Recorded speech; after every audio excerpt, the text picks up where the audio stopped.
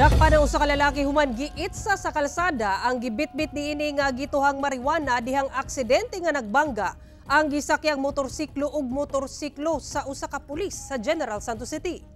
Giling nagpatuman og warrantless arrest ang usa ka pulis batok sa usa ka backrider sa motorsiklo.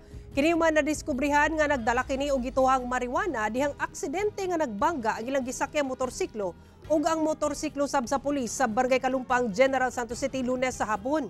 Ang suspect na gidadog 19 anyos ug residente sa Barangay Labangal. Madun sa kapulisan, padulong mo duty ang pulis sa kaisa ang motorsiklo. Dihang kalit nga mitabok sa ang agianan ang usa ka motorsiklo dayon kalit nga nabanggaan ang ligid niini. Hinungdan nga nawad-an sila og kontrol. Apan sa maong hitabo, dunay kalit gilabay sa kalsada ang angkas sa motor, busa giling silang gipahunong sa pulis. Sa pagsuta sa pulis, usa day kini kasashay sa gituang marijuana nga giputos og plastic ug gilukot og yellow tape. Busa giling gidakop sa pulis ang maong backrider. Gi-turn over na sa Regional Forensic Unit 12 ang maong illegal nga droga samtang ang suspect balhog na sa Police Station 10 o posibleng mag-atubang og kaso paglapas sa RA 9165 kon Comprehensive Dangerous Drugs Act. Wala na kini mihatag og pahayag.